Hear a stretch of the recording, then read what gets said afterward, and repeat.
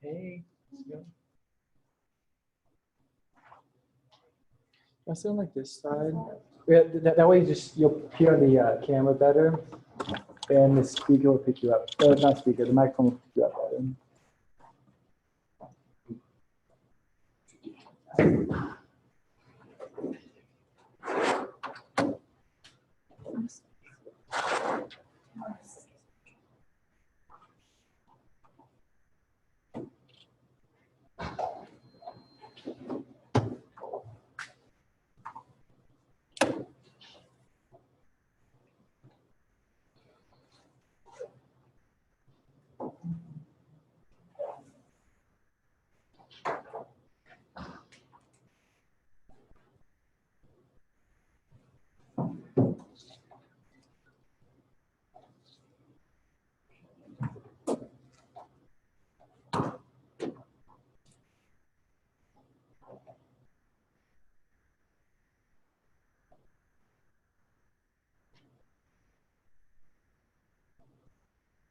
This is wrong. It says in Saturday it's 77 degrees. No way this room is 77 degrees. Yeah. Right to your left. Like, I'm cold.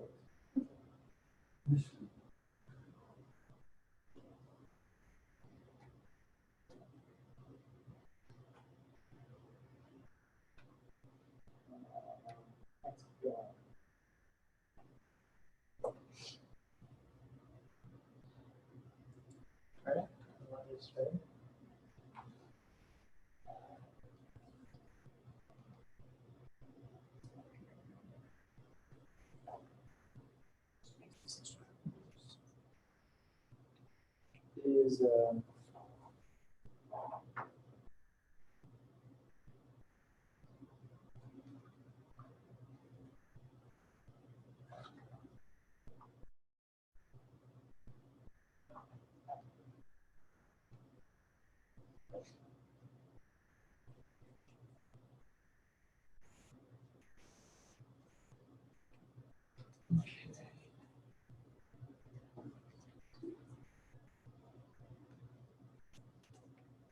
okay. How are you doing, Casey? I'm here, J-Man. Can you hear me? Yes. Okay, fantastic. Are you able to see us? I can see the people in the room. I can't see the people that are hiding in their dorm rooms. Okay. Well, You guys can go ahead and jump on. I saw a couple of videos on earlier. I know you shut them off, so go ahead and turn your videos on. I'd like to see your face. Don't be shy. okay, fantastic. Do you want to just do this? Yeah, so Casey, I'd love to introduce you real quick. Not too much, but let him introduce Not himself. too much. So this is Casey Denby. Casey has had a lot of accomplishments and is pretty young in his career.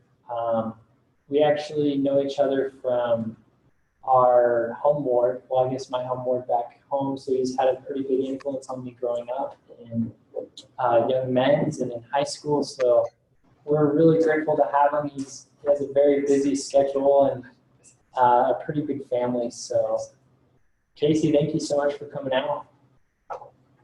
And we'll leave the time to you. All right, J-Man. Thank you. So what Jordan isn't telling you is that he used to be the little kid down the street. When my wife and I bought our first home, it was on the same street as the Hicks family. And I think we were about 5 houses away. Yeah. And so, but the thing is, he may have been the little man, but he was still almost taller than me, I think, at 12 years old. Right, Jordan? That might have been the case. And I'm not a short guy. I mean, 6'2", but you just cruised right on past me, and your brother's even more so. But hey, guys, happy to be here. So if you want to, for those who don't have their videos on, I can see your names: Melanie, Daniel, Camilla, and Kyle. Go ahead and pop your video on so I can see you guys. And if you have a question or anything you want to interrupt, That way I kind of have the cue on the video.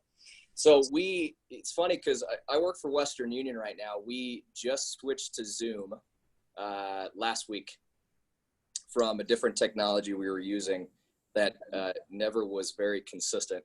So learning the technology myself, this is a good time to practice it out with people outside of the company. So it's really cool. All right. Where do I start? I grew up in Seattle and went to high school there, and then I got into BYU Idaho, and everybody here is a BYU Idaho student, right? Yeah. Yes. Okay, right on. So I was pretty excited, but terrified to leave home, right? And I'm sure you can all empathize with that a little bit. But I was ready, and it was time. And so at school, my first semester, I really had no idea what I was going to do. So I just took a few general courses, and then I went out and served a mission in Ecuador and came back and returned to school. I was supposed to come to school 4 months after I returned. It ended up being about 4 weeks. I couldn't handle being at home, and I just had to get back to school. I went out and found a job and just started taking online courses, found a place to live, and the rest is history per se as far as getting to school. My focus that I decided was business management, and I'm not sure what all of your majors are right now, but as I was starting the business management core program, they had just started to introduce the idea of requiring internships. And the requirement became before I graduated that I had to complete one internship. That was the requirement. I think you guys have to do more than one now. I can't remember who's updated me on that. How many? You have to do at least 2. Okay, so maybe like after junior year or during junior year and before senior, something like that. So I held a full-time job. If any of you have ever been to the Papa Murphy's in Rexburg on Main Street, I actually was the store manager there for 3+ years, and it actually paid for my entire education. I worked 50 to 55 hours or so on average per week while I was a full-time student, getting my degree, and somehow managed to meet a beautiful woman, date her, and marry her in that time frame as well. So it was a busy time, college, for me. Because of my full-time responsibilities, I was actually able to use my job because I literally ran the store, right? Operations, inventory, marketing, you name it. It was a great business experience for me. I was able to count that as my internship. So I didn't actually leave school and go to a different city and do an internship. Looking back, I think that probably would have been pretty cool. Would have been a great experience. However, each experience for each individual is different. And for me, that was a great thing. It was a blessing for me. It was a blessing for my family. I learned a bunch.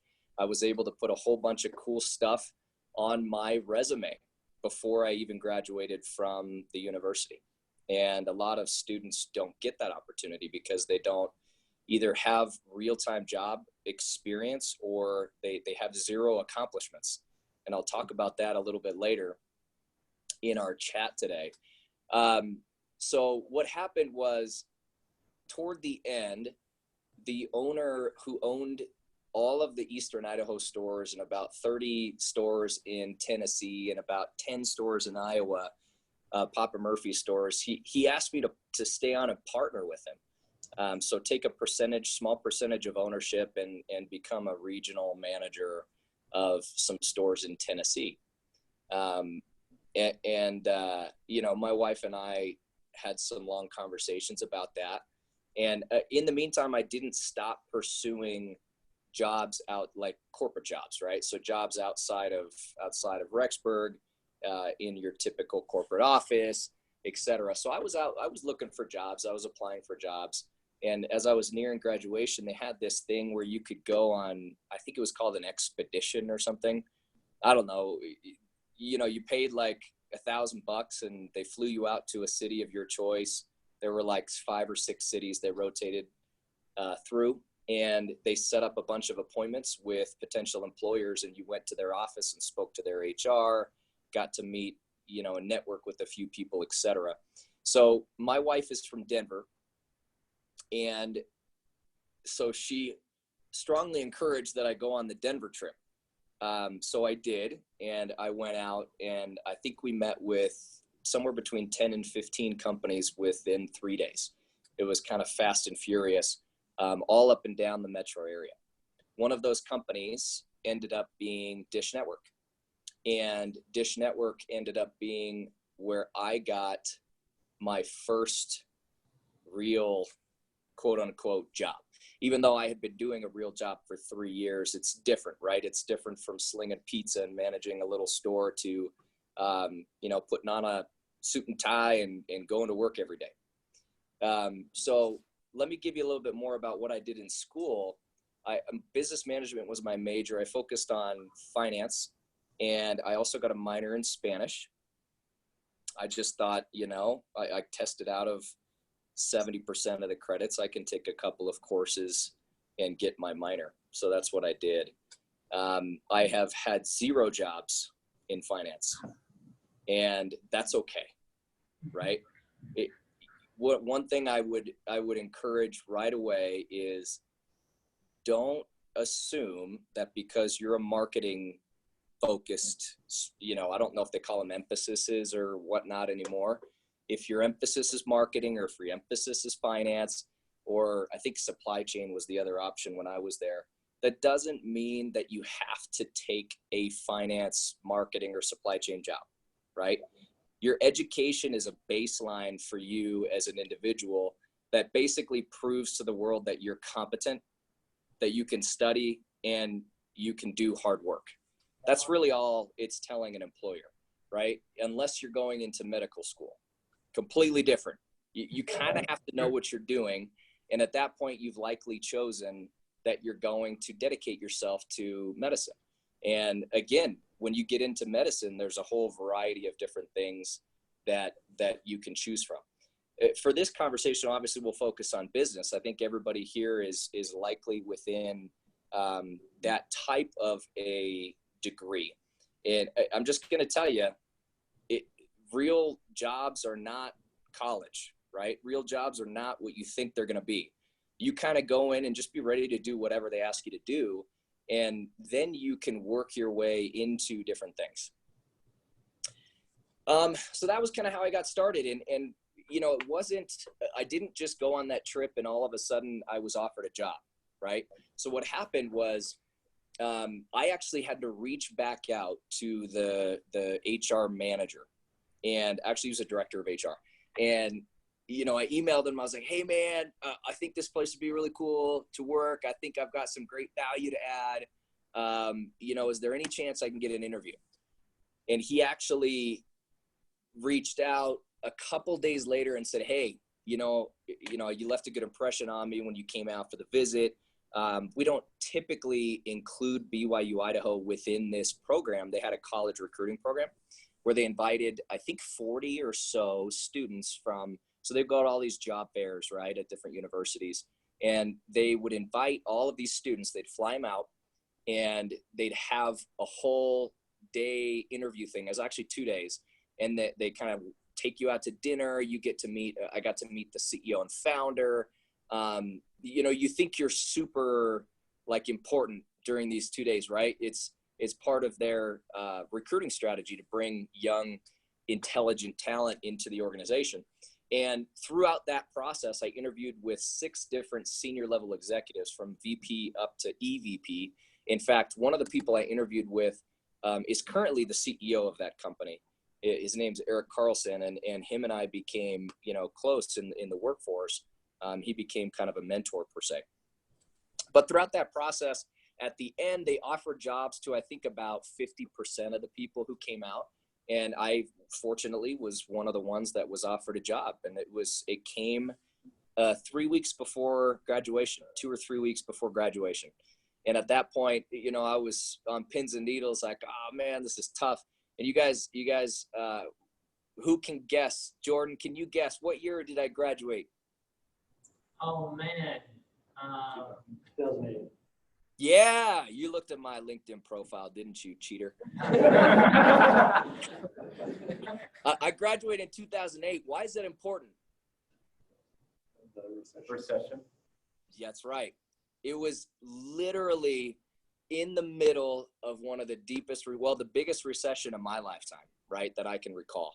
And nobody was hiring, right? Most of my friends had no idea where they were going to go after graduation. And I was fortunate enough to find a job, but it wasn't handed to me on a silver platter. And you guys need to understand that employers are not going to come begging for your services, right? They have no idea who you are.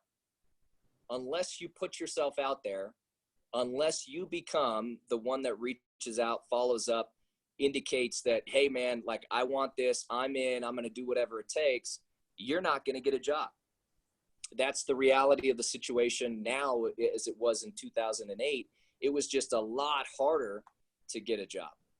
And if you do get a job, you know, and you don't put forth the effort, either you're lucky, your parents have a great connection and somehow you got in, or you know, you're in a go nowhere job, right?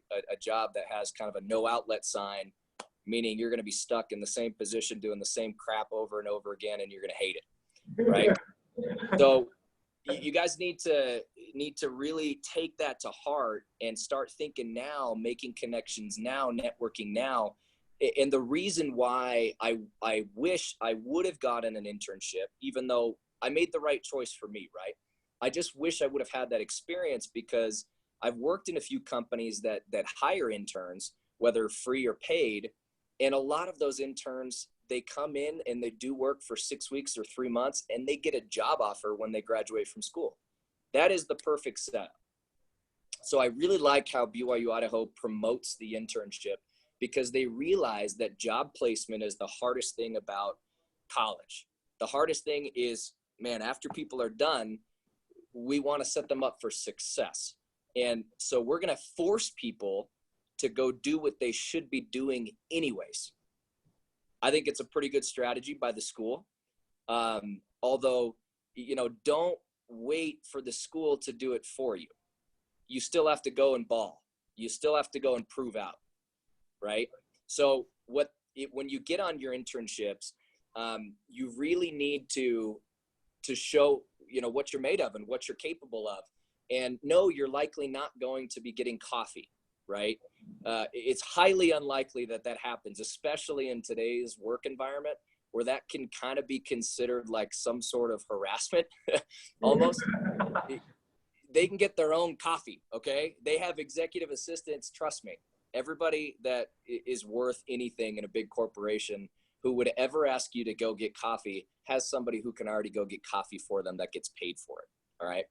So don't become that person, but, you know, do whatever you can do and work really, really hard. All right, so back into my career. So I was hired as a business analyst 1. Woohoo, right? Super awesome. I didn't even care what the title was. I was like, you know, I got a job. I'm getting paid all this money, and man, it's awesome. You know, as I look back, I was poor, right? I wasn't making a whole lot of money, but for me, it was a lot of money, because I you know, grew up working my whole life. I was a paper boy when I was 11 years old, okay? Because my parents didn't have a whole lot of money to give us kids what we wanted. And it actually worked out for my benefit, because I learned the value of hard work. I learned how to do a lot of things. And like I said, I was working from the age of 11 all the way through high school, even when I played sports. And that's how I funded my fun, right? That's how I funded, you know, some adventures and going to getting to college and all that. So when I got into the business analyst job, I ended up doing just a lot of like grunt work, and not necessarily in the sense of like the coffee thing, right? But Grunt work as in, oh, hey, like we have this idea and who can we have do it? Oh, how about Denby? How about the new guy, right? So one of the things was that they wanted to put up in front of the whole world what was called contact rate, customer contact rate. And a Dish Network or any cable, pay TV company or mobile services company, it's a big deal how many times your customers contact you. So what it is it's basically of, 10 million customers, how many phone calls are you taking on a monthly cadence? And that was your contact rate. And you would break it out into a weekly metric, and you could also update it daily, kind of have a running 30, et cetera. So I became known as the contact rate guy, right? And I could care less what they knew me as. I was getting recognized for my work as a newbie from college. And so I said, bring it on, call me whatever you want to call me. And it ended up being a really good thing because I would go around and I would put up these cool posters and, put them all around and meet people around the company and post stuff on the intranet, which is like the internal website. BYU has their own intranet. Same thing. Each corporation has their own intranet. And, I became a person of interest on there because I promoted the contact rate. I actually got to email a report every day to the CEO, which was really cool, right? And so I thought to myself, you know what? This is kind of a lame thing. Like I'm doing the same thing over and over again. I'm updating this thing over and over again, but I'm going to be the best damn contact rate guy this company has ever seen. All right. And sure enough, I was, and it worked out for me, and I got to meet some great people, and I got to network. And within that, what happened was the boss that I ended up reporting to, so the person that I interviewed with and that drafted me, they called it the draft of the interns or the college kids. Her part of her organization was being split. And I was reporting up to somebody who was reporting up to somebody who was reporting up to her. She was a VP. And she said, okay, we can split the organization as long as I keep Casey. That was her only bargaining chip. She goes, you can take the whole org, whatever, over here, but I get Casey back. I hired him. I get to keep him. So that was the settlement, right? And what came with getting Casey back was Casey got promoted, right? And I was only 11 months in, and I got promoted to some made-up title called Associate Program Manager, right? And I reported directly to her. So 11 months out of college, I was reporting directly up to a vice president. That doesn't happen very often. I recognized this, and what I did is I just took advantage of the opportunity. And I learned, and I learned, and I learned. And I made mistakes, and that's okay, right? It's okay to make mistakes, but work your tail off and learn, and then do better, and you'll impress. And so I was in this role, and I got a lot of exposure, a lot of experience. I got to work on projects and do program and project management type work. So here I am, a year out of school. I've already got experience as a business analyst, right? And now within a few months, I have project management experience and program management experience. Any of those sound like finance to you? That's right. It doesn't matter, right? What I would highly encourage all of you to do, no matter what career you jump in, get as much exposure to different functions and different opportunities as you can as early on as you're in your career as you can, in order to make yourself the most marketable employee there is. You are considered talent to your superiors, and you've either got the experience or you don't. If you don't, but you're great, your name's Bob and you're really nice, you're going to get passed up for Susie, who has the experience working in marketing, operations, and finance. It's just how the world works. People need to be well-rounded. Your internships are important. Try and do things with different types of companies and different type of industries. And you're all millennials. I'm at like the very tip of the millennial age, right? So I'm 34, and 34 up to like 36, really in that range, 33 to 36-year-olds right now are at the very beginning of the millennial phase. So we share a little bit of the Gen X, and we share a little bit of the millennial, behaviors and whatnot. They call them Zennials. They come up with a name because they thought we felt left out, right? So you can read up on the Zennials, and it basically is what I am, right? There's a little bit of both. I'm not somebody who is going to fall in line with the old way of doing things and is just going to be a loyalist to the end of your company. You retire with a base 401k. Wasn't me, right? Never going to happen. But I'm also not a millennial who, can't get out of my phone and is so worried about everybody else and, all the stereotypes, whatever. Forget those, right? You don't have to be that, right? Define yourself and who you are, and I think it'll help you go a long way. Okay, so going back. So I was doing this program and project management stuff, and I thought, I used to manage like 15 people at the pizza shop, and I really liked that. And I knew that in order to advance, and this is true, right? Mainly in order to advance, unless you're a subject matter expert in something, meaning you are like the smartest tax person in the world, right?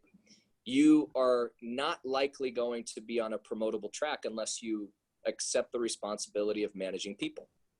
That's just how it works. Typically, more money, more responsibility comes with headcount. And headcount can be a pain in the rear. It is something I highly recommend that everyone try at least once in their career, right? If you don't like it, maybe you weren't made, for that type of a job, that's okay. I was, right? I'm all about the people. I'm a very open and outgoing individual, and I love working with people.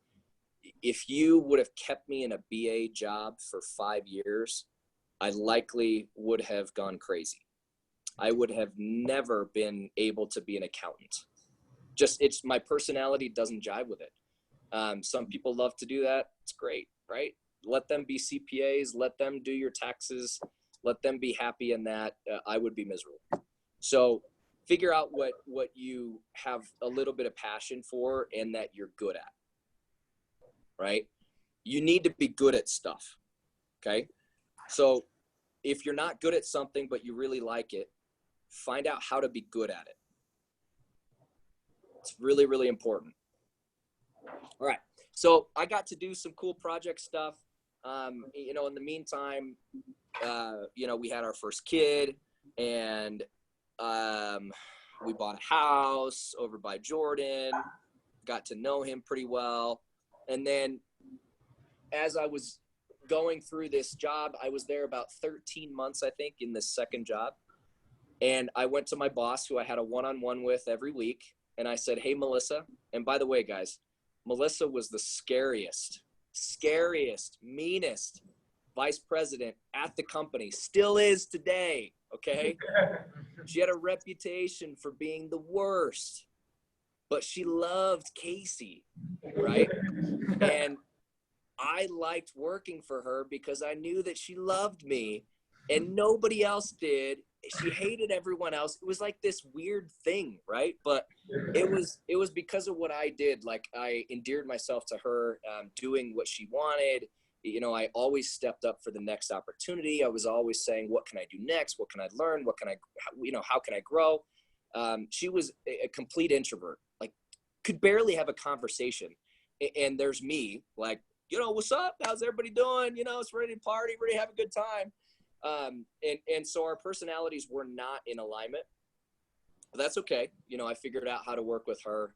And so I asked her, I said, hey, Melissa, I'd really like the opportunity to manage people. Right?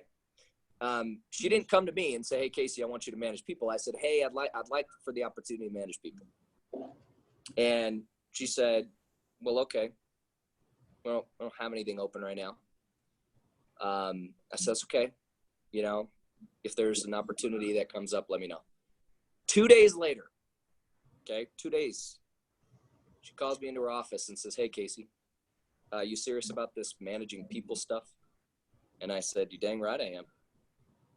And she goes, okay. I have a really weak manager that's been in her position for longer than I'd like, and we're actually going to let her go, and I'm going to promote you to that job. And I said, okay, sign me up, right? So just like that, 2 days after, I stuck my neck out there and said, hey, I'm looking for more responsibility. I've proven my worth. You have to do that, right? You can't just be like, hey, I'd like a promotion. And I didn't even say that. I just said, hey, I'd like for the opportunity to manage people. And so it came with a promotion. So within 13 months, I was promoted twice and was given the opportunity to lead a team. And I had 3 people underneath me. And I thought that was the coolest thing, I had to learn a lot though in that people management responsibility, because managing people at a pizza shop where your employees are typically 15, 16, 17, 18-year-olds who are either in high school or college, just looking for a job, not really in it for a career, not really providing for their families, something like that. These were people who were providing for their families. I had a dude, his name was Billy, and Billy was 40. Okay. And I was, at the time, I got to do the math, I think I was 26, and Billy did not like me. Right? Billy loved this lady that he worked for 10 years before I came along. And it was like they broke up a romance that wasn't ever a thing, because Billy had his own lady. And this dude, I tell you, I went in like Billy hated me. Okay. And I had to win over Billy in order to be successful in my role, because Billy did a pretty good job of what he did, but he wasn't the best employee. He was rude, right? Like downright rude. He was cold. He was a straight down to business kind of guy. Always expressed what was on his mind type of thing. And that was my first really big challenge as a people manager, but also just in my career. And I learned from that, and I did a whole bunch of research and started to figure out how to be a leader to somebody who really hated me. It was a big challenge. And so one of the things that I started to do was just meet with Billy, right? Figure out how to befriend him. I found out that he loved the WWE. Okay. Like next level obsessed with the WWE. He had tattoos, and he had like all these little figurines, and he had all these things. He was an ex-Marine, ex-military. So you kind of get the vibe of Billy, right? Shaved head, pretty short guy, but had earrings on. And man, Billy was my like kryptonite as a people manager for a little while. It took me about 6 months, but I won Billy over, right? And I learned how to be Billy's boss and gain respect by doing the tough things, by finding out what Billy liked and being able to relate to him in any way and garnering respect in a professional, type of a relationship. So I only tell you that because, it wasn't planned. I didn't plan on telling you that. I just think it's important to understand that you're going to run into people, work with people that hate you, that do not like you. And the other way around, you're going to run into people who you could care less about, who after work is over, you could never see them again, and you'd be perfectly happy for that to be the situation. It's going to happen, right? It's just in a job, you're forced to work with people you don't get to choose, right? Rarely do you get to choose who you get to work with. And that really only comes with time and with experience. And then when you become a hiring manager, you get to obviously choose who is on your team. But many times you don't know them beforehand. And many times, you don't know what you're getting into. They may seem like type A personality in an interview, but they come in and they act a little bit different than you expected. So just be prepared for those things. That's going to happen. All right. So in this position, I decided, you know what? I have got to do something more. Like, I had all this drive in me. I had all this fire. And I said, you know, I think my wife had been telling me, she goes, as soon as I graduated from BYU, Idaho, she's like, hey, you should get your MBA. And I said, nah. I said, I'm never going back to school again. I mean, I've done school for a long time. You know, I don't need that. I don't need that to succeed. And so what I decided to do eventually is, when I got into this people management position, I thought, you know, I feel like I'm not going to be able to advance much more without additional education or without additional experiences. And so I ended up going to business school full-time while I was working full-time. This is a theme in my life, right? And it's not necessarily the best theme for everyone, but it was a great theme for me. And what happened was, I ended up going to Regis University. They had a night school program that was once a week. It was 4 hours, like 4 classes packed into one. So you would meet from 6 p.m. to 10 p.m. So I'd go to work, I'd go to school, and then after school, this is not exaggeration, I had an average of 3 hours of homework every day for 2 years. It was brutal. It was really, really hard. There was just a lot that was required. And at this point, I had one child. And then I got called as a seminary teacher, right?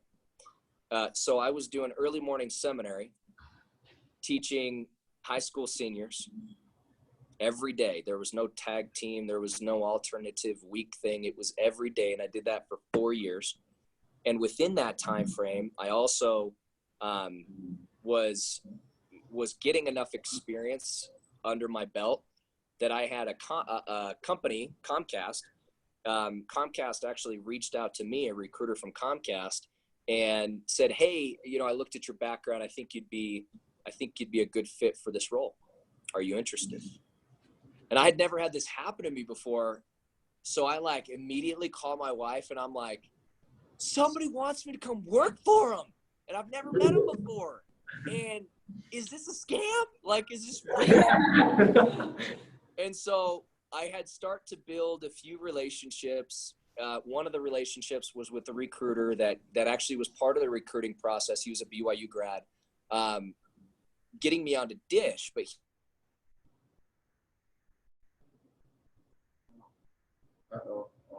It's frozen. It's a good spot. he said, absolutely. He said, yeah, you should, you know, I was doing pretty well at Dish, and they offered me more money. They offered me different experience. I wasn't even managing people, but I took the job. And great career move, right? For several reasons. Number one is I got to work in the internal audit team within Comcast, and Comcast had just acquired NBC Universal. They were at that moment a $60 billion annual company, right? Like top 20 in the world, significant in the size of companies. And it was a great experience for me. My SVP ended up being a member of the church.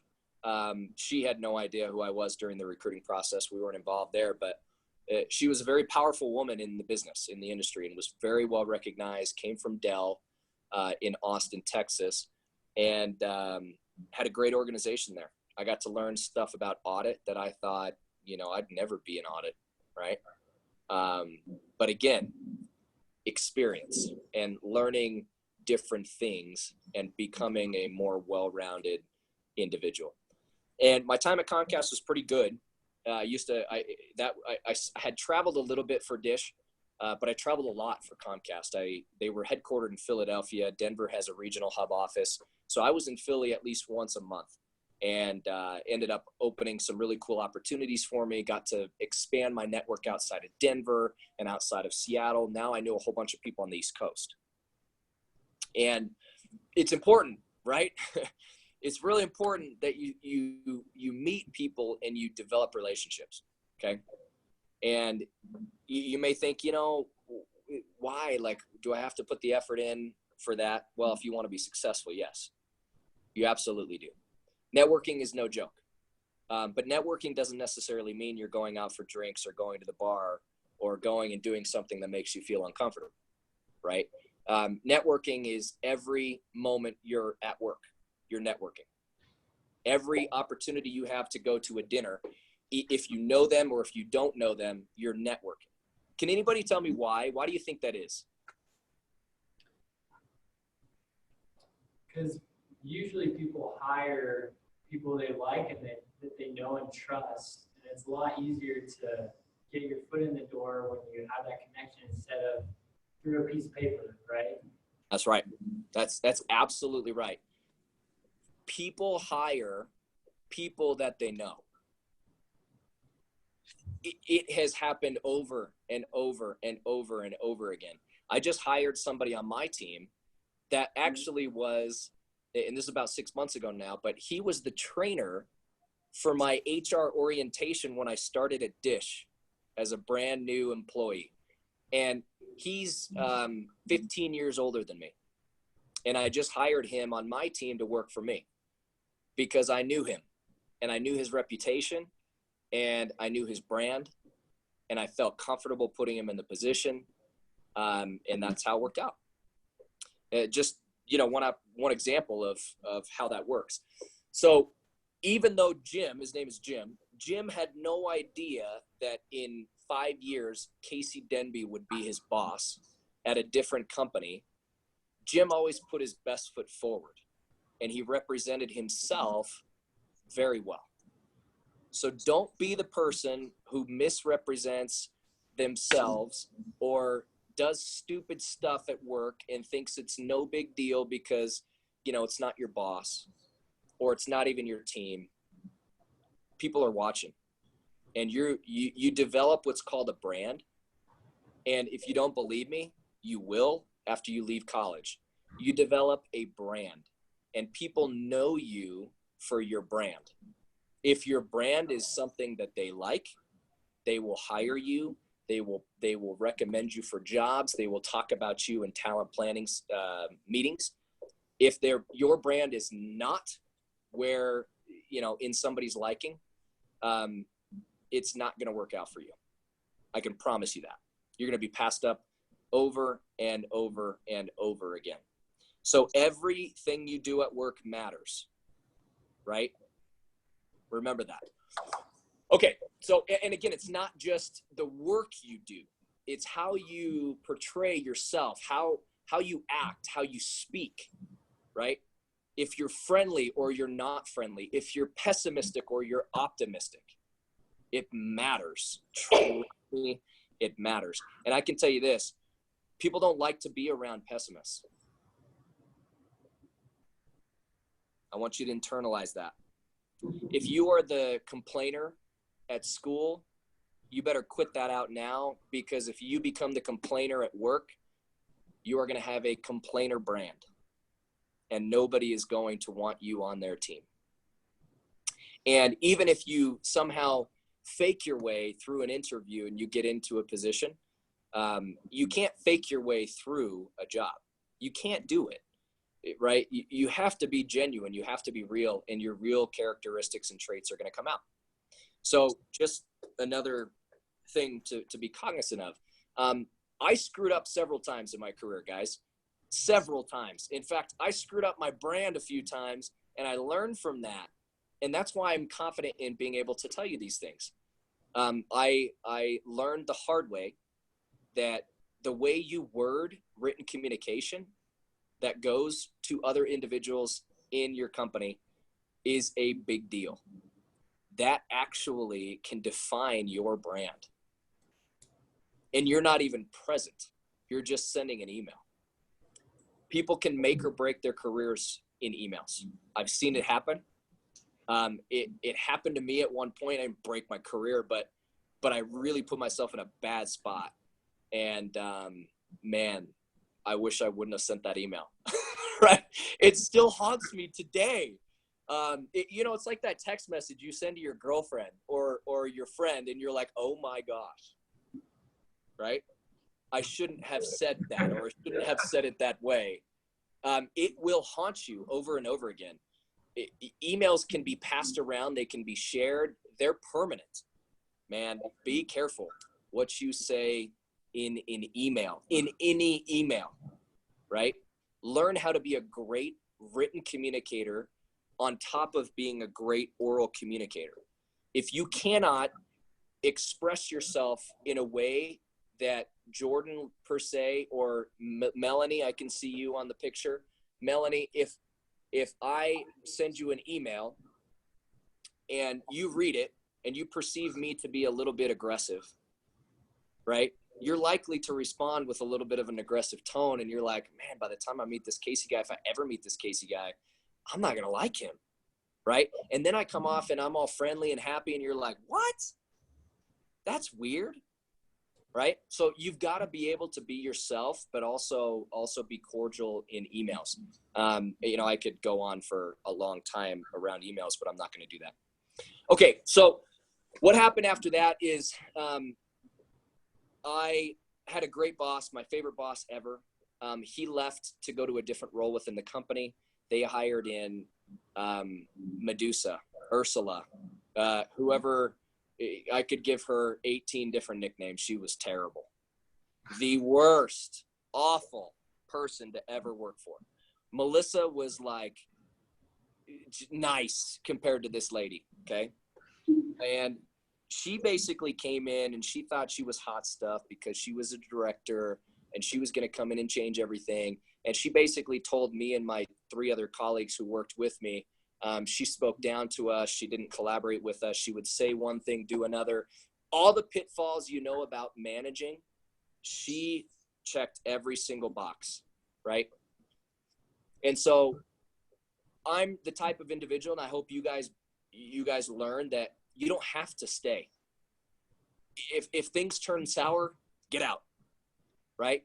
It's much easier to get out, though, if you are talented, and much easier to get out if you've made good relationships and you've built a positive network, and if you have accomplishments on your resume. Big deal. Huge, okay? One of the things I'd highly recommend to every single one of you is, if you don't have a mentor now, get one. You may think, well, I'm not even in the job yet. I don't care. Get a mentor, get a life mentor, get a coach, get somebody who's going to hold you accountable, who's going to give you advice, who's going to be there for you in a third party type. You know, they're not your dad. Your mentor cannot be your dad. Okay. Your mentor needs to be another individual who has experience, likely in a field that you're interested in. Seek them out, find them. You could choose a professor as the mentor.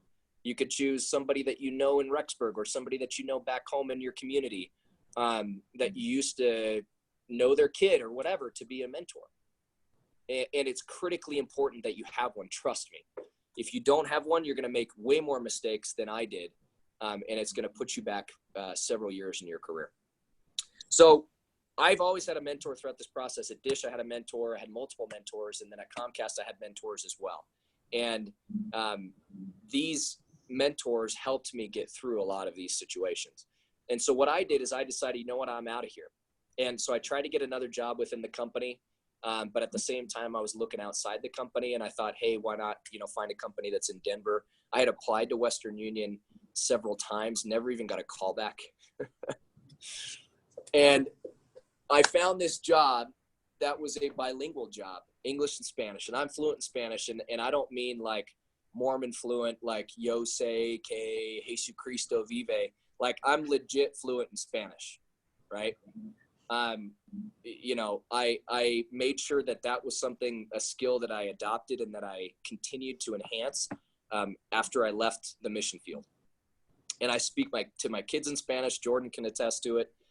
It's important to me to maintain a skill. Don't ever develop a skill and lose it. It's stupid, right? That's the dumbest thing you could ever do, especially a language. Come on. Like, how many people in America know more than one language? Trust me, it's not very many. And then if you know a language like Spanish, I mean, huge opportunities in business for you. There's also other languages that offer opportunities in business. So I'm not just saying Spanish, but Spanish is spoken by so many individuals around the world. I wouldn't have even been a candidate for this job if I didn't have Spanish experience. I wouldn't have been a candidate for this job if I didn't have project management experience. And I wouldn't have been a candidate for this job if I hadn't had taken the career track that I had taken to that point. And one of my buddies, he was like my elders quorum president or something. He happened to work in HR, and we weren't like friends, but I reached out to him. I was like, yo, Jake, you know, you're in HR. Can you put my resume in front of the hiring manager? Boom. Next day, I got called for an interview. 2 days later, got called by the hiring manager. 3 days after that, I was in a phone interview in Spanish with the VP over that organization. About 2 weeks later, I got hired. And it's funny is after, I forgot this part, as I was going through this process, my old director from Dish reached out to me and he said, hey, Casey, I've got this job. I really want you on my team, man. Can you come in? I didn't want to go back to Dish. It was like this anxiety thing. I won't go into why, but I actually got a job offer there. So here I am with 2 job offers. You know, I got to weigh those out with my wife and make a choice. And I actually chose, obviously, Western Union. And at Western Union, I've had 4 roles in 4 years. Right? Do you guys see a theme? Okay. That doesn't mean that you jump around for the sake of jumping around. But I was looking to grow and develop myself as an individual. I always said yes to opportunities. And because of that, and because of the brand I built, I was chosen to take on different positions. And within a couple of years at Western Union, I made director, right? So I was, I think, 7 years in, right? 7 years out of school, and I made a director role. A lot of the directors of this company are 20, 25, 30 years into their career. I'm not saying that to toot my own horn. I'm just saying that you can do it if you follow the steps that I've outlined, right? Build a network, make yourself a good brand, put yourself in good situations and get the experience that you need, and opportunities will open up. And I screwed up at the beginning in this role, guys, and this is actually my second director job. So now I'm a senior director. But I showed up and I showed out and I showed that I could learn and I could become something that I wasn't when I accepted that job. And I became a leader, and I figured out how to lead. I figured out how to drive people and how to build a successful program and how to manage a $5 million budget. You know, I struggled to manage my budget at home, and they're putting me in charge of $5 million. And I was like, this is pretty cool, but I should probably figure out how to do it. And, you know, you learn along the way. So within that job, I actually wasn't looking to leave. My senior vice president at the time, we were going through a lot of organizational changes, and he accepted a new role within the company. And again, I ended up being one of the groups that was spun off, per se, and we were put under a different umbrella. And this VP that I was now reporting to happened to be the VP that phone interviewed me in Spanish when I first took my job. So he knew me well. I didn't love his management style, but I was going to go work hard for him, and you know, things were going to work out. And then I had asked my SVP, whose name was Lenny, I asked him, hey, Lenny, will you be a mentor as he began, you know, shifted off from our org? And he said, absolutely, Casey, I'd love to be your mentor. And I had not worked for Lenny directly. I mean, I had a VP between me and him. And he had some reorganizations that he was doing. And what he did is he let go 2 directors, took their organizations and put them together. And that made about 50 people. And then he took another organization of 40 people and put that in the same, and opened a job. And it was a senior director position that I did not apply for. He was in town a couple of times from San Francisco. We had a couple of mentor meetings. He loved, you guys loved, like love affair with the Golden State Warriors. Okay. I faked the way with the Golden State Warriors, man. I could care less. Okay. I grew up in Seattle, right? They stole my basketball team when I was in high school. They straight up stole them and moved them to Tornado City in Oklahoma, and I have resented the NBA ever since, right? And but I still love sports, and I love basketball, and it's fine. So, I learned whatever I could about it. It was like, oh man, like, hey, the Warriors last night, man, woohoo! And of course they were winning championships and all that, so it was working out. But I wasn't trying to fake the relationship with him. I was trying to fake the fact that I was trying to become interested in what he was interested in. And that gave me a way in with him. And as soon as I said something about the Warriors, man, we went off and had great conversations about his kids. He had a 19-year-old daughter who was traveling, playing professional soccer in different countries, right? And so we got to kind of talk about that, and he learned about my family, and I learned about his. And another piece of advice I just give you is find out what people like. That's how you build relationships, right? And you don't have to be completely disingenuous. I mean, I genuinely tried to care about the Golden State Warriors for him. That was just his thing, right?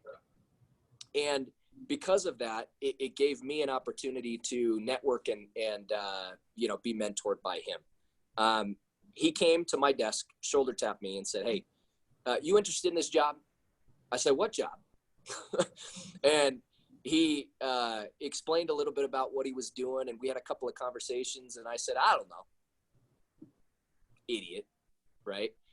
And the next time he was in town, a week later, he was in town a lot. He called me in his office. He's like, "Hey, are you going to apply for this job or what?" And I said, "What? Oh, you were serious?" And he's like, "Yeah." So here's the thing, guys. I had zero background. I lead a group of trainers and of quality assurance folks and creative production, video production and film folks who like have legit 4K cameras who can film movies and stuff. Zero experience, zero, right? I mean, I was like, yeah, I could do operations, I can manage projects, and I can lead people. But you know why I got hired is three things. My energy was number one. I'm sure you've sensed that over the camera. I'm very energetic, and I'm loud, and I'm boisterous. That can kind of be a turnoff. I've actually learned to control that in my career, right? One of my learnings is, yes, you can be yourself, but make sure it fits in, with the culture. So my energy was number one. And number two was the network and relationship I had built with him and with other people within the company. I had built a vast network within the company. We're the most global company you're ever going to come into contact with. I challenge you, if you give me another name, on who's more global, right? We have 575,000 physical retail locations in 217 countries and territories around the world. We have regional offices in like 50 or 60 countries. I mean, we are the essence of a global company. And I, in my other position, which was compliance focused, I had zero compliance experience, but I knew how to manage a project to completion. And that's what we were expected to do was execute. And my brand for execution was very strong. So those were two things, my energy and my network and relationships. People respected me. They trusted me. Sure, I messed up along the way a few times, but I admitted, to my mistakes. I built the relationship and fixed the relationship if it needed to be fixed. And then number three was my brand. Goes back to my brand. People knew Casey Denby as something, right? And fortunately for me at this point, I had built a strong brand. And even though there were some people in the company that were saying, hire somebody else for this job, or here's, they would throw people's names out. I've got this guy with 10, 15 years of experience. And Lenny, my boss, he said, I don't want that. He goes, I want what Casey's got. And so that was in July of last year. I started in the position September 1st, officially, and haven't looked back. We actually just,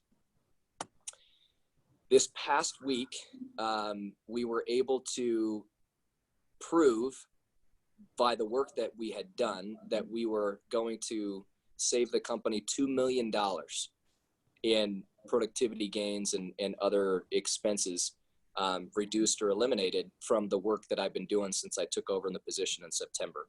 So I'm pretty happy this week about a lot of things that we're doing. and I've built a pretty strong team. I've traveled all around the world with Western Union. I've been to the Philippines twice, since September. I've been to Costa Rica twice. I've been to Mexico 3 times. I've been to Lithuania. I've been to Germany. I've been to Dubai. I've been to Argentina, to Nicaragua. I've been all over, right? You'll get opportunities, likely to travel, but it depends on what your role is. But it's been good for me because I continue to grow and expand my network. And, it's been something that's been a huge benefit to me. So that's Jordan, you asked me to go deep. So I feel like I went pretty deep in my career, learning and journey and where I am today. So, that's where I am today. I lead a team of about 85 to 90 people all around the world. And I also interface with what's called partners. And it's basically third-party vendors who act as if they are Western Union, and they service your customers. I work with another 200 of them that are underneath my umbrella. So in total, I influence directly and lead about 300 people around the world that service millions of customers around the globe. So it's a really cool experience for me. I get to speak Spanish still in my job, not as much as I did when I first came to Western Union, but I take advantage of that and at each and every turn. So that's what I came journey-wise to say. Well, let's open it up to Q&A. I've got a whole list of things that I wrote down, and I've gotten through maybe half of them throughout this. So maybe we'll touch on some of those if you guys don't have any questions for me. Yeah, does anybody here have any questions that are in the RBDC, and then we'll go to online students. Go for it, Seth. Well, I don't know what I want to say though. I just wow, that's a lot of stuff that you've done. So I'm still trying to process it all. Oscar. So I have a question for you. You kind of talked earlier about your experience at the account for. So you talked earlier about your experience as an intern and the things that you did and even in the job. So what are some recommendations that you give? What are specific things that you can say, somebody who's doing an internship, on a day-to-day basis to, one, make a good impression and make the most out of the time there. Sure. And even in a workplace, you're managing people, what are kind of the things that you look for in It's a great question. So I don't know if you heard that I was never technically an intern, but I have managed interns and worked with interns at each one of my companies. So I do know the good ones from the bad ones. What I would say is, number one, learn and take it all in. Okay. Even if you're not going to work for that company or that particular group, that experience serves you well.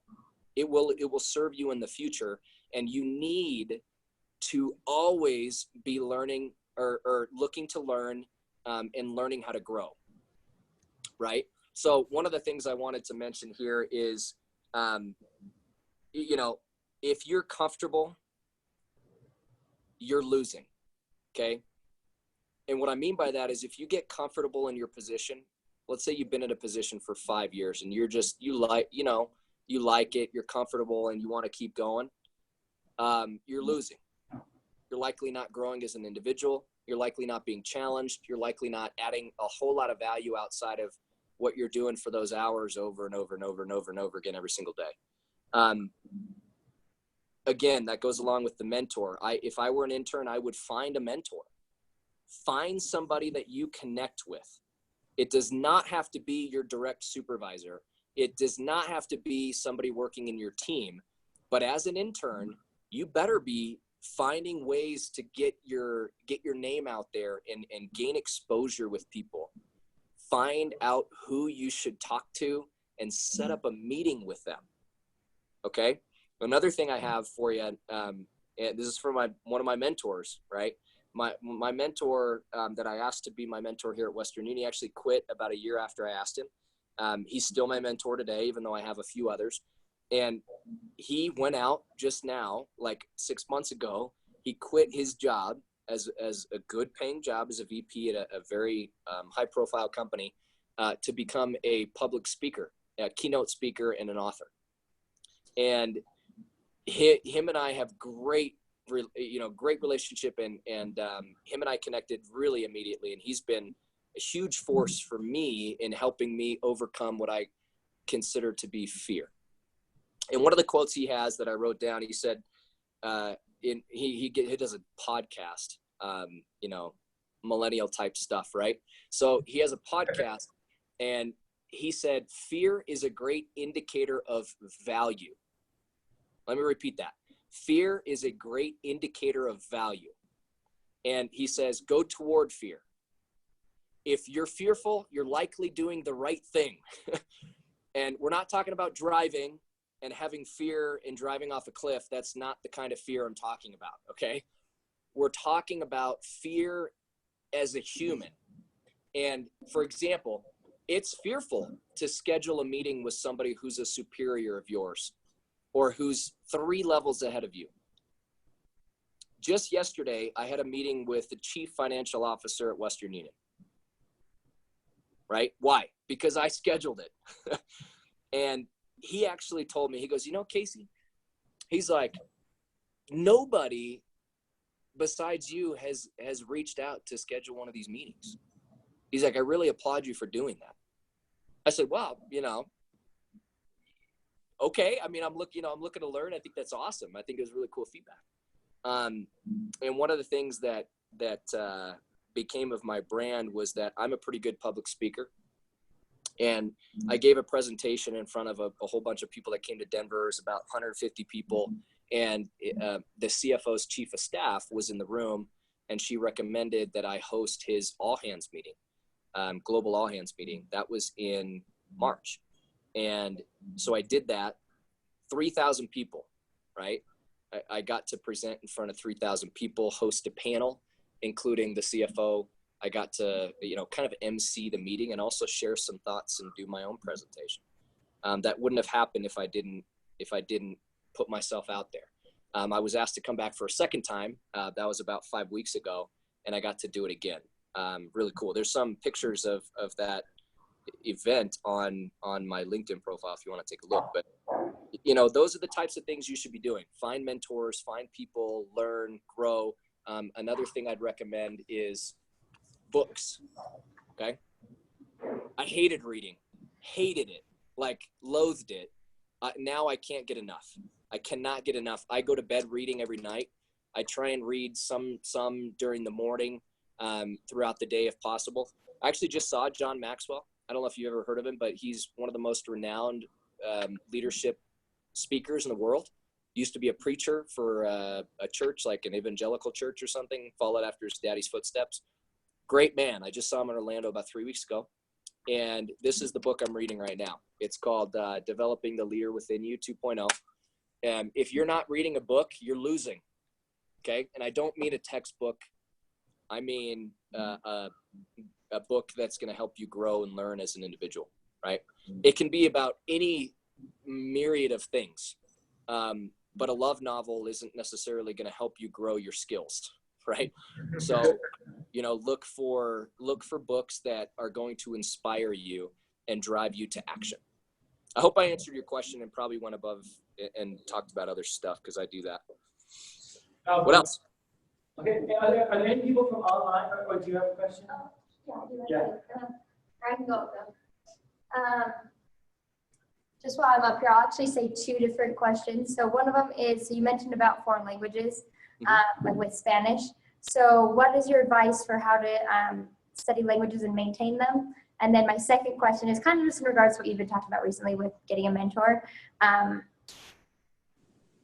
I don't know, would you just kind of pay attention to people at work and just kind of say like, oh, I really admire that person, or how did you specifically pick the people? It's a great question. So, yeah, really good question. The first one is, if you get to live in a foreign country and learn a language, don't lose it, right? I still read my scriptures in Spanish. I pray in Spanish. I teach my kids Spanish. I speak to them 80-90% in Spanish, and I use it as much as I possibly can wherever I go in life. And I sought out a job in Spanish, right? I mean, so those are just some things you can do to help, keep a language. And that's going to be different for people, right? You're not always going to have the opportunity to go out and serve a mission, but you can still go out and learn a language. But I'd highly recommend immersing yourself in the language if you actually want to learn it. Like Rosetta Stone's not going to get you very far. You can't call yourself fluent in a language if you've only done Rosetta Stone, right? Number two, your mentor question is spot on. Your mentor should be in a position that's higher than you. Always. You should not have a mentor that's your buddy. You should not have a mentor that is your colleague. You should not have a mentor that is at the same level position as you. They should always be 1, 2, or 3 positions higher than you. You'll be surprised. People will be willing to be your mentor, but you need to offer some sort of value to them. What's your value prop, right? If you ask them to be your mentor, you better be paying for lunch. Okay. Even if you're broke, you still pay for lunch. Figure out how to make it work. Okay. I was doing that for a while. I'm not broke anymore and it feels great, but it takes time and it takes sacrifice. I think within the Mormon culture, a lot of times, there are some things that we do that are a little bit quirky. And one of them is we're cheapskates. Okay.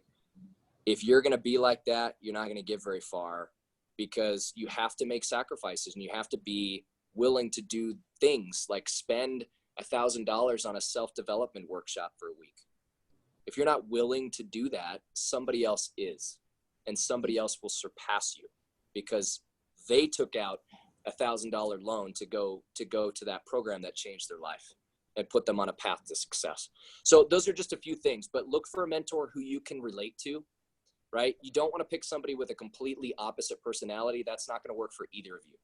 You want this person to, in fact, Peter, who's my mentor, we became good friends. Like we go golfing together. I know his family, it's working out, right? And it's even better now because I'm really interested in public speaking. And I've been asked to do that several times over the past year. And he's now a keynote speaker. And he's offered to introduce me to, people who actually book keynote speakers, as well as other folks. Connections. Again, it's all about connections and network. I hope I answered your question. What was the next one? Is anybody online who has any questions? And if you do, just kind of like unmute yourself and then ask the question. Melanie, I saw the hand. She's the only one that undid her video. Yeah, yes, you called me out like 3 times and Daniel as well. So I was like, okay, let me. Well, before the meeting, I heard you jamming to some music in your dorm room. So. Oh, I was wondering. I even asked Daniel. I was wondering if you guys could hear that. I was like, is my microphone working? Yeah. He never replied, so I was thinking you guys couldn't hear me. But so my first question is, what's your mentor's podcast? Oh yeah, good question. It's called I love it. I love his name, and it's also the name of his book. It's called The Ugly Advantage by Peter Lynch. The Ugly Advantage. His book comes out, I think, within the next 2 or 3 months. And my second question was, what was the name of the book you're reading currently, The Developing? So look up John Maxwell. John Maxwell has 25 different books. I really like this one.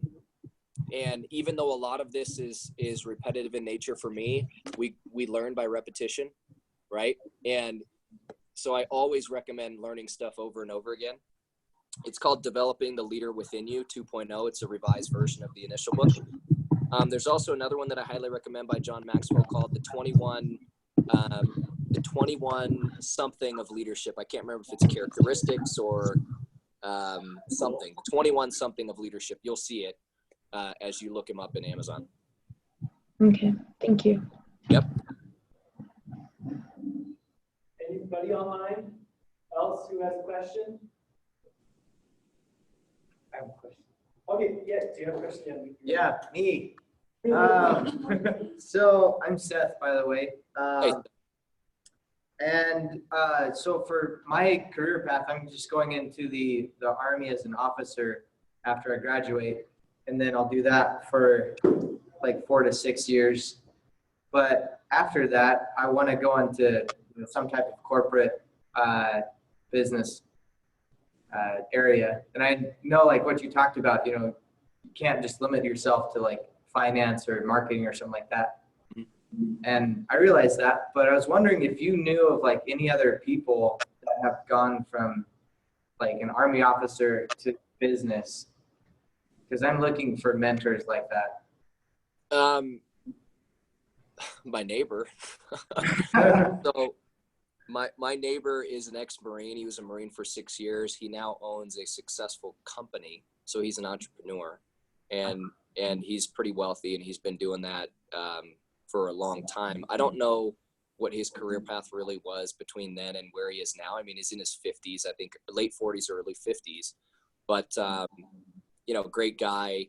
And I've worked with people also who have had a military background, who have transitioned into corporate world, and what I would say is don't necessarily pigeonhole yourself into corporate. It doesn't have to be corporate, right? It could be small business. It could be something entrepreneur. It could be, anything, right? So, I mean, yes, I work for a corporation right now, but I also invest in real estate on the side. I've been doing that for 2.5 years. And I own several rental properties, and I'm also looking to do things outside of that. So, gain experience, do what you can to gain experience, and you'll figure out what your passion is and what you really want to do. That's what I would recommend. So you can also find mentors in the Army, and people in the Army will know people that used to be in the Army who have transitioned into real life business. And that's a great way to get a connection. Okay, thank you. Mm-hmm.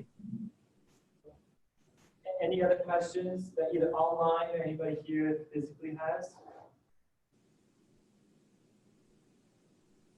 Oh, yeah. Sorry, one more. Just kind of connected to my other question about mentors. How often do you meet with your mentor? What do you just keep it all online? Do you have that one that isn't there anymore? Do you just email back and forth and ask for advice? Yeah. Or how does that work? It's a good question. It's nice to set up a cadence. If you put a meeting on the calendar, it's really beneficial for both. What I did is scheduled a monthly lunch with mentors that worked at my same location. And I also, so now that, my mentors don't work for me anymore, or work with me at this company, we have phone calls, we email, we text, whatever it is that you can do. I was just texting with my mentor, Peter, earlier today, telling him about, I was just listening to some of his podcasts, and they're really short and good bite-sized pieces, 2, 3, 4 minutes. And, told him that they were awesome, and that I was about to talk to a bunch of interns in college. And he's like, go knock it out of the park, man. Like, he's my number one fan besides my wife. And I love it, because had I not asked him to be my mentor at that point in time, I wouldn't have that type of a relationship with him. Right. We've developed it now over 4 years, and it's been, a blessing personally, but also professionally. So, the cadence doesn't matter as long as there is a cadence, at least monthly, right? Like, if you wait 3 months to meet, it's going to be a challenge, because you want to share with them the good, the bad, and the ugly, right? You should feel comfortable sharing, hey man, I really screwed up. Like, how do you recommend I handle this situation? And Peter's a huge reason why I got promoted to director, is because, I built the relationship with him. He talked me up to the hiring manager, who ended up also hiring me and then being my mentor after that. Right. So just constantly be looking to grow and learn from people, and be humble. Right. Be yourself, but be humble. Be willing to ask the hard questions. What can I do better? How can I be better? I asked the CFO that yesterday. I said, hey man, like what leadership advice do you have for me? How can I be better at my role?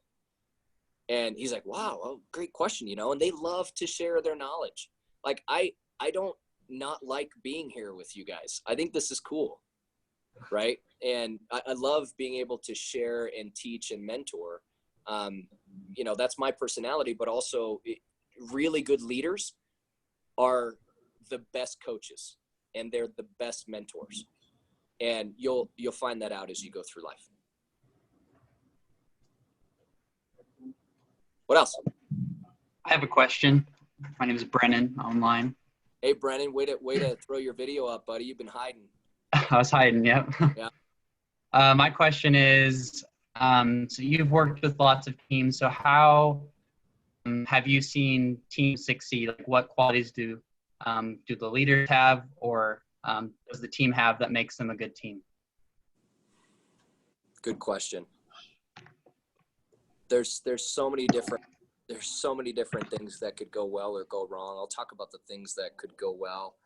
A successful leader on a team has to be willing to put themselves out there for their team, has to be willing to do the hard things and problem solve when the problems are not easy. Today, I had one of my employees ask me, hey, we're not getting good traction with this project. Could you call Zenaido? And Zenaido is the leader of a site out in Mexico City, and I built a good relationship with Zenaido. So I called Zenaido, and I was like, yo, dude, like your team is really not engaged with this project, and it's critically important, and we just brought it to the CFO and the CEO, and it, you know, what can we do? How can I help? And I mean, that's all it took. And he's like, oh, you know, thanks for letting me know. I'm going to schedule a meeting tomorrow. We're going to talk through this. We're going to get better. I promise. You know, I'll let you know how you can help, and you know, let's keep in contact. So it's being willing to do that. And then as a team member, you know, work well with people. Don't gossip. Don't backbite. Don't be the guy that undercuts or the girl that undercuts somebody else for your own advantage. Those people end up getting burned in the long run, and it kills team synergy, kills it.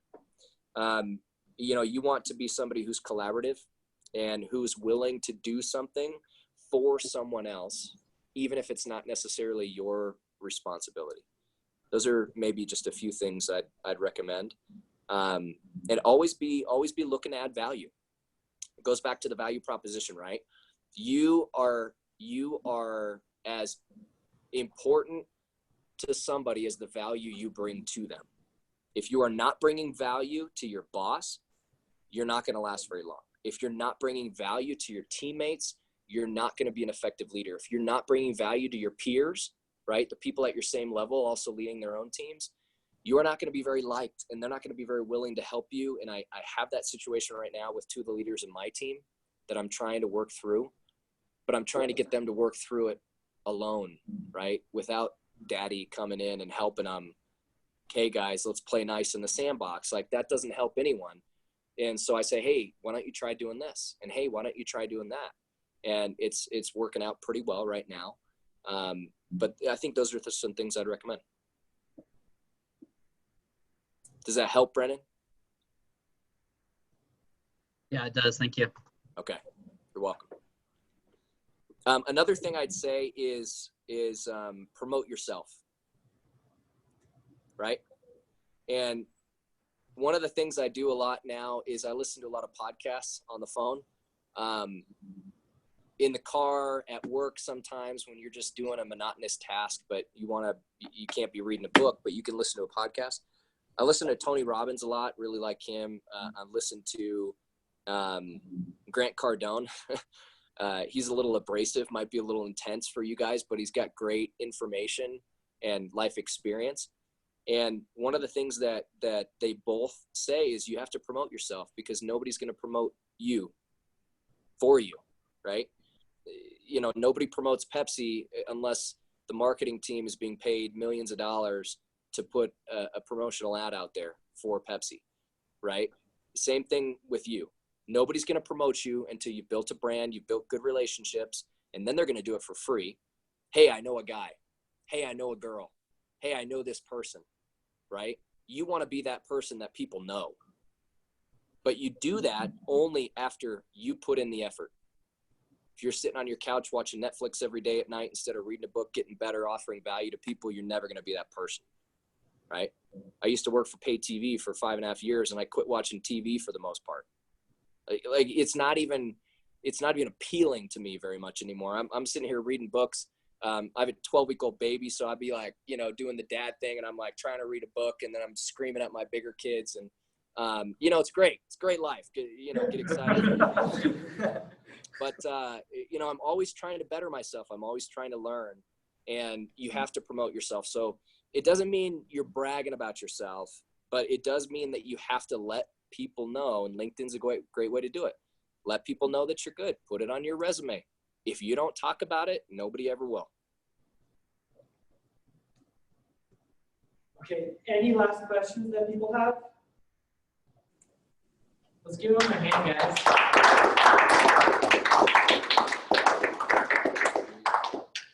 So, hey, Jordan, where do we talk about the speaker's fee? I'm just kidding. But you really should do a power to become. How do they have power to become when you were here as a student? You were at home. Wait, say that louder. Power to become. Have you heard of that? It's a Uh-huh. conference they have every other semester at BYU Idaho, and you should go and check that out. And maybe I'll send you the link of it.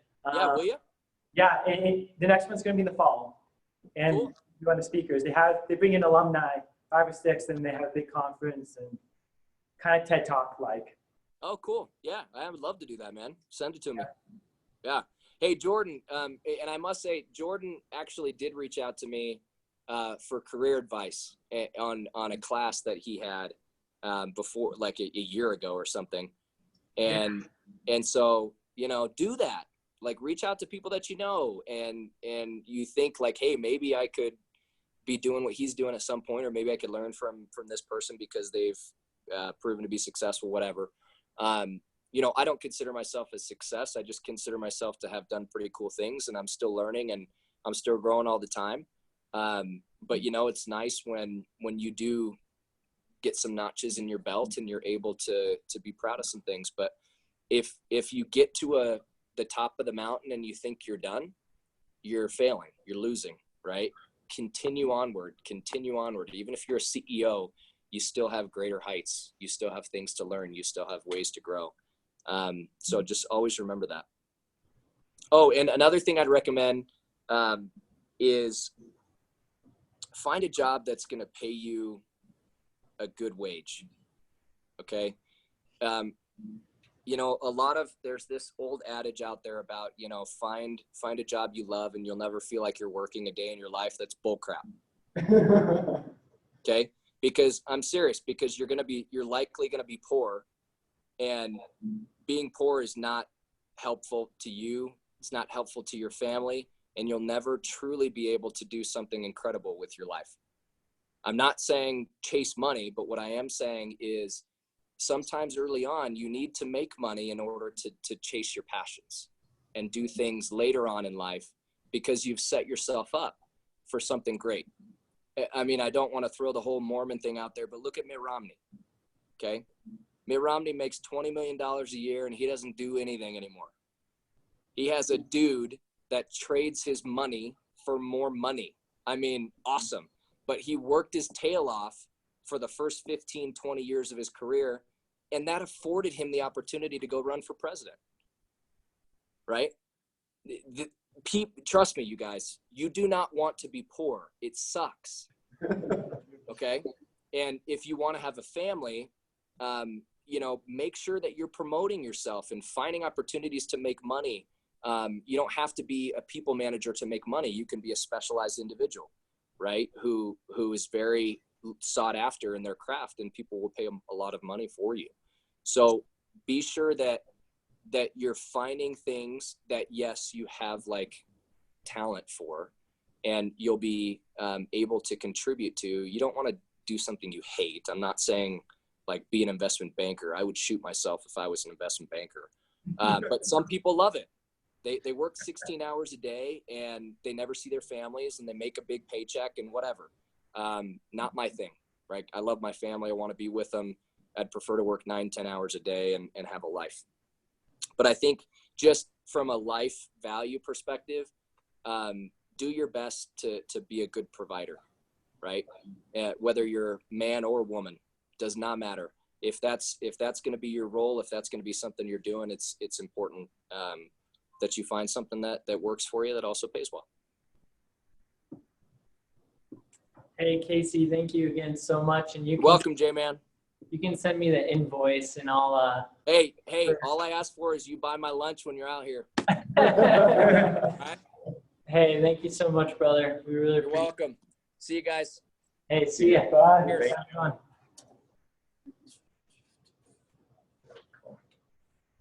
All righty. Thanks.